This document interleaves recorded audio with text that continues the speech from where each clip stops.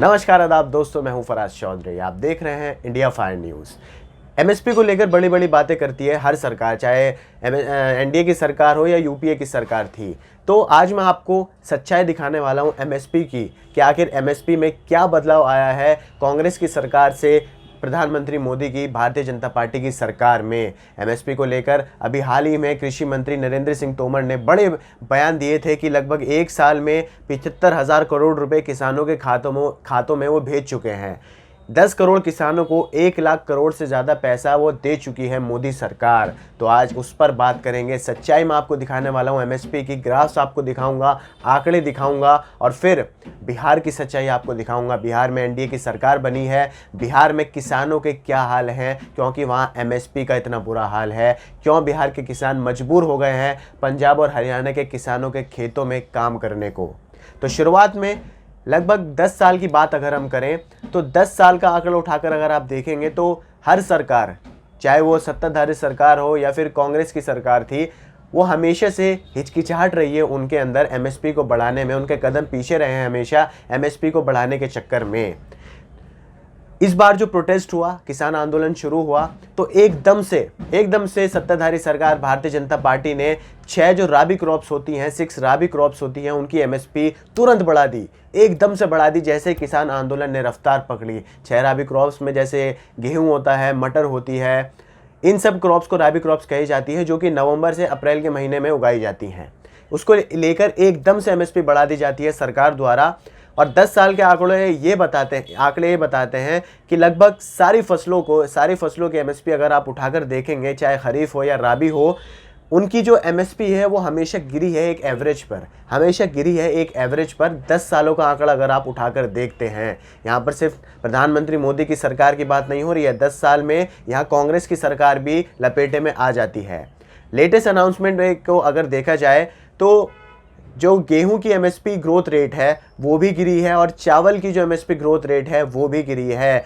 गेहूं की MSP rate 2.6% पर थी, तो चावल की एमएसपी रेट 2.9% पर थी, जो कि बहुत ज़्यादा कम है। अब मैं आपको एक ग्राफ दिखाने वाला हूं, वो ग्राफ आप ध्यान से देखिए। इंडिया टुडे का ये ग्राफ है, the highs and lows of MSP growth. नीचे आप देखेंगे सबसे, तो यहाँ सोर्स भी लिखा है मिनिस्ट्री ऑफ फाइनेंस PIB, और उसके ऊपर साइड में जो ब्लू में है वो यूपीए गवर्नमेंट का कार्यकाल है और इधर एनडीए गवर्नमेंट का कार्यकाल है जो 2014 से शुरू होता है। आप फ़र्क आराम से अपनी आंखों से देख सकते हैं कि यूपीए गवर्नमेंट में एमएसपी का क्या हाल था और एनडीए गवर्नमेंट में एमएसपी का क्या हाल है। यहाँ पर चावल का, सरसों का, अरहर का, मूंग, उड़द, मसूर, ग्राम, वीट, इन सब का एमएसपी दिखाया गया है, एक ग्राफ दिखाया गया है जिसमें जो चावल की एमएसपी है वो कैसे यूपीए सरकार में बढ़ती हुई दिख रही है। हालांकि बड़ी एनडीए भी सरकार में है मगर उस लेवल से नहीं बढ़ पाई। आप देख सकते हैं जो गेहूं की एमएसपी है वो हमेशा से एवरेज पर बढ़ती रही है, चाहे यूपीए की सरकार हो या एनडीए की सरकार हो। 2016 से 2018 का आंकड़ा देखें तो एमएसपी का जो गेहूं का ग्रोथ रेट है वो हमेशा बढ़ा है, कंटिन्यूसली वो इंक्रीज़ हुआ है। 2019 में एमएसपी जो चावल की थी वो और मूंग की थी वो 13% और 25% से बढ़ी है। चावल की 13% से बढ़ी है तो मूंग दाल की 25% से बढ़ी है। मगर 2020 से 2021 में एमएसपी की जो ग्रोथ रेट है सारी फसलों के लिए वो हमेशा घटी है। 2020 से 2021 में एमएसपी ग्रोथ रेट गिरती रही है। शायद यही डर किसानों को सता रहा है इस वक्त भी, जिसके बाद वो किसान आंदोलन पर बैठ गए हैं, दिल्ली बॉर्डर्स पर हों या अलग अलग देश के हिस्से में हों। जो डिसीजन लिया गया था cabinet committee on economic affairs ने मंडे को, एमएसपी जो गेहूं पर है, वीट पर है, वो सिर्फ 50 रुपये से बढ़ी है या 2.6% से बढ़ी है, जो इस वक्त 1975 पर क्विंटल रुपये खरीदा जा रहा है। ये सबसे लोएस्ट हाइक है। 2011 से सबसे कम बढ़ोतरी है ये चावल गेहूं की एमएसपी की ग्रोथ रेट में। जब गवर्नमेंट ने एमएसपी बढ़ाई थी तो 20 रुपये, सिर्फ 20 रुपये में, या कह लीजिए 1.8% में पिछले साल के मुकाबले, ये सबसे लोएस्ट हाइक है, 2011 की बात है। हालांकि एमएसपी जो है एक, आप कह लीजिए, हथियार के तौर पर यूज़ की जाती है किसानों को अपनी साइड करने के लिए, चाहे सत्ताधारी सरकार के द्वारा हो या विपक्ष सरकार के द्वारा हो। एमएसपी का मतलब आप लोगों को पता है, मिनिमम सपोर्ट प्राइस होता है, न्यूनतम समर्थन मूल्य होता है, जिसमें सरकार जो है एक फिक्स रेट पर किसानों से फसल खरीदती है कुछ एजेंसीज द्वारा और फिर उन्हें बेचा जाता है। किसानों को उनकी फसल का जो एप्रोप्रिएट रेट होता है, जो फिक्स प्राइस होता है, वो किसानों को जल्दी मिल जाता है, उन्हें महीनों तक का इंतज़ार नहीं करना पड़ता है। मैं आपको एक और ग्राफ दिखा रहा हूँ जिसमें जो ब्लू से है, जो ब्लू बार हैं वो वीट के हैं, गेहूं के हैं, और जो रेड बार्स हैं वो पैडी के हैं यानी चावल के हैं। इसमें आप आराम से देख सकते हैं 2010, 11, 12, 13 में जो बार्स हैं, ब्लू बार्स हों या फिर रेड बार्स हों, वो हमेशा काफ़ी ऊपर रहे हैं। लगभग 16% तक को टच कर रहा है रेड बार, ब्लू बार भी 14% से ऊपर तक को टच कर रहा है। मगर 2014 जब प्रधानमंत्री मोदी की सरकार बनी थी, जब से आप देख सकते हैं कि वो जो बार्स हैं वो कितना नीचे गिरते जा रहे हैं। 2014 में कितना कम है, 2015 में कितने कम है, 16 में थोड़े बढ़े, 17 में बढ़े, 18 में बढ़े, फिर 19 में जाकर चावल का जो बार है वो लगभग 13% को छू रहा है। उसके बाद फिर गिर गया। 2021 में आप हालत देख सकते हैं कि कितनी बुरी हालत है एमएसपी की मोदी सरकार में। इसका सोर्स भी बताया गया है मिनिस्ट्री ऑफ फाइनेंस। तो अब मैं आपको बता रहा हूँ एमएसपी की बात, तो अब बिहार के ऊपर भी बात करनी ज़रूरी है कि आखिर बिहार में एमएसपी की क्या हालत है और किसान वहाँ कितने बुरे वक्त से गुजर रहा है। आपकी स्क्रीन पर एक खबर है, बिहार का सच, 30 लाख एमटी खरीदने का है टारगेट, खरीदा है सिर्फ 739 एमटी, 739 एमटी। एमएसपी से 1000 रुपये नीचे तक धान बेचने को मजबूर है किसान। बिहार का किसान कितना ज़्यादा मजबूर है आप सुन सकते हैं, इस खबर में देख सकते हैं कि 1000 रुपये नीचे तक धान बेच रहा है जो बिहार का किसान है, और 30 लाख एमटी खरीदने का टारगेट है सरकार का, जो वादा किया गया था, मगर खरीदा है तो सिर्फ 739 एमटी। पूरी खबर मैं आपको बताऊंगा। बिहार में किसानों की हालत बहुत ख़राब है। ये इस बात से अनुमान लगाया जा सकता है कि कई किसानों को धान के इस सीज़न में अपनी फसल तय किए गए एमएसपी से कहीं कम में बेचनी पड़ रही है। इसकी एक मुख्य वजह बताई जा रही है, फसल की खरीद में बिहार सरकार ढीली है। बिहार सरकार ने अपना ढीलापन दिखाया है फसल खरीदने में किसानों से। एनडीए की सरकार है वहाँ, आपको पता हो तो गठबंधन की सरकार है नीतीश कुमार बाबू के साथ, और वहाँ एमएसपी किसानों की क्या हालत है मैं आपको दिखा रहा हूँ, सच्चाई आपके सामने मैं ला रहा हूँ बिहार की। राज्य में किसानों की फसल खरीदने की प्रक्रिया 15 नवंबर से शुरू होनी थी। ध्यान से सुनिएगा, 15 नवंबर से शुरू होनी थी फसल खरीदने की जो प्रक्रिया होती है किसानों से, पर इस काम के लिए सरकार द्वारा तय एजेंसी जो की गई थी जिसमें PACS थी, इसने ये खरीदी करीब एक हफ्ते बाद शुरू की थी। एक हफ्ते बाद शुरू की गई थी, 15 नवंबर की तारीख थी, उसके एक हफ्ते बाद इस एजेंसी ने अपना काम करना शुरू किया था। सबसे बड़ी लापरवाही तो आपके सामने यही आ गई है पहली। वहाँ भी 32 में सिर्फ 9 ज़िलों में, 32 ज़िलों में खरीद होनी थी फसल के किसानों की, मगर सिर्फ 9 ज़िलों में की गई। कितनी ज़्यादा कमी है वहाँ पर, आप सोच लीजिए कि लगभग 23 ज़िलों में तो खरीद की ही नहीं गई है किसान एजेंसी द्वारा, जो सरकार ने एजेंसी तय की थी फसल खरीदने के लिए किसानों से। दूसरा लापरवाही बिहार सरकार के आपके सामने। चौंकाने वाली बात यह है कि सरकार की तरफ से 30 लाख मीट्रिक टन धान की फसल खरीदने का टारगेट रखा गया था।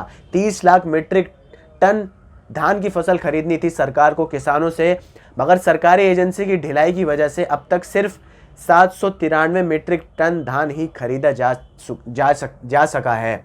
सिर्फ 793 मीट्रिक टन ही धान खरीदा गया है अब तक सरकार द्वारा किसानों से। टारगेट क्या था? 30 लाख मीट्रिक टन।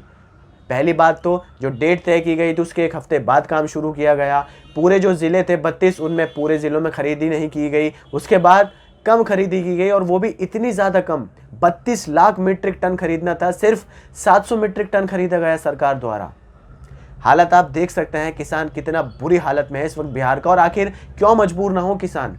क्यों वहाँ पर जो मजदूर भी होंगे, जो खेतों में काम करते होंगे वहाँ पर, वो भी मजबूर क्यों ना हो दूसरे राज्यों के किसानों के खेतों में काम करने को, उनके लिए नौकर बनने को, उनके खेतों में नौकरी करने को? बात है आधिकारिक अनुमान के मुताबिक अब तक 80% किसान अपने धान की फसल काट चुके हैं। 80% किसान जो हैं वो अपनी धान काट चुके हैं अपने खेतों से। औसतन बिहार में हर साल 1.60 लाख करोड़ मीट्रिक टन धान उगता है। सबसे ज़्यादा धान उगाया जाता है बिहार उन राज्यों में से है। 1.60 लाख मीट्रिक टन धान वहाँ उगाया जाता है हर साल। इसमें सरकार करीब 30 लाख मीट्रिक टन धान खरीदती है। हालांकि 2019 से 2020 में सरकार ने 27 लाख किसानों से महज 20 लाख मीट्रिक टन धान खरीदा था। 27 लाख किसानों से सिर्फ 20 लाख मीट्रिक टन धान खरीदा गया था सरकार द्वारा, बिहार सरकार द्वारा। कुछ किसानों ने द इंडियन एक्सप्रेस को बातचीत में यह भी बताया था कि कई जगहों पर अब भी सरकार की ओर से खरीद प्रक्रिया शुरू की जानी है, शुरू नहीं की गई है, मगर अब भी शुरू करने वाले हैं। जो डेट थी, जो फिक्स डेट थी, उस पर कोई खरीद नहीं की गई थी, कम जिलों में की गई थी।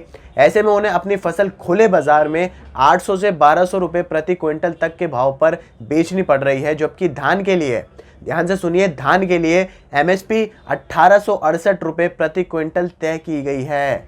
1868 रुपये की एमएसपी वहाँ तय की गई है। जो न्यूनतम समर्थन मूल्य है धान का, वो वहाँ पर बिहार में 1868 रुपये पर क्विंटल तय किया गया है, मगर बिहार का किसान कितने में बेच रहा है? सिर्फ 800 से 1200 रुपये क्विंटल। लगभग अगर आप इसका एवरेज निकालेंगे तो 600 से 1200 रुपये तक का नुकसान यहाँ हो रहा है किसान को। एमएसपी है वहाँ पर, एमएसपी वही जिसको लेकर केंद्र सरकार इतनी बड़ी बड़ी बातें बोल रही है। आज किसान आंदोलन जब चल रहा है, उसी एमएसपी की क्या हालत है बिहार में, आपके सामने मैं ये पूरी बात रख रहा हूँ। स्थिति पीपरा गांव के किसान आर रॉय ने कहा कि उनकी फसल तैयार है। एक किसान ये बात कह रहा है कि उनकी फसल तैयार है, पर उनके पास इसे सुरक्षित रखने की जगह और सरकारी खरीद प्रक्रिया का इंतजार करने का समय बिल्कुल नहीं है। फसल उनकी कट चुकी है, तैयार है, मगर सरकार की कोई एजेंसी अभी तक वहाँ नहीं आई है उनसे फसल खरीदने के लिए, और उनके पास कोई जगह भी नहीं है, कोई गोदाम नहीं है जहाँ वो उस फसल को बचा कर रख सकें। तो एमएसपी का आंकड़ा आपके सामने है। मैंने आपको बताया कि चाहे यूपीए की सरकार हो या फिर एनडीए की सरकार हो, दोनों ही सरकारों ने एमएसपी अपने कार्यकाल में बढ़ाने में हमेशा अपने कदम उन्होंने पीछे रखे हैं। फिर आप अगर कंपैरिजन भी करें तो यूपीए सरकार में जब भी, कांग्रेस के कार्यकाल में जब भी एमएसपी की हालत काफ़ी अच्छी थी compare to NDA government, Modi सरकार की अगर आप तुलना करते हैं कांग्रेस से, तो एमएसपी की हालत काफ़ी अच्छी थी कांग्रेस सरकार में। इसके बाद मैंने आपको बताया बिहार की हालत कितनी ज़्यादा ख़राब है कि वहाँ के किसान को 600 से 1000 रुपये तक का नुकसान उठाना पड़ रहा है, जबकि वहाँ एमएसपी ऑलरेडी तय की गई है केंद्र सरकार द्वारा। तो आखिर ऐसी खबर सुनने के बाद, ऐसे आंकड़े सुनने के बाद किसान जो आज आंदोलन पर बैठे हैं, उन्हें विश्वास कैसे होगा? कैसे वो केंद्र सरकार की बातों पर विश्वास कर लेंगे, जब केंद्र सरकार कि खुद जहाँ पर सरकार है, जिस राज्य में, बिहार में, वहाँ पर ही एमएसपी की ऐसी हालत है। जो तो और राज्यों में, पंजाब हो, हरियाणा हो, उत्तर प्रदेश हो, वहाँ पर किसानों की क्या हालत हो सकती है? तीनों कृषि बिल को लेकर यही डर सता रहा है किसानों को, जो आज वो आंदोलन पर बैठे हैं। दिल्ली की सड़कें, दिल्ली के बॉर्डर चक्का जाम कर बैठे हैं। आप लोग मुझे दीजिए इजाज़त। आपको वीडियो पसंद आई हो तो लाइक कीजिए, शेयर कीजिए, हमारे चैनल इंडिया फायर न्यूज़ को सब्सक्राइब ज़रूर कीजिए और बेल का आइकन दबाइए ताकि आपको सारी अपडेट्स मिलती रहें। नमस्कार।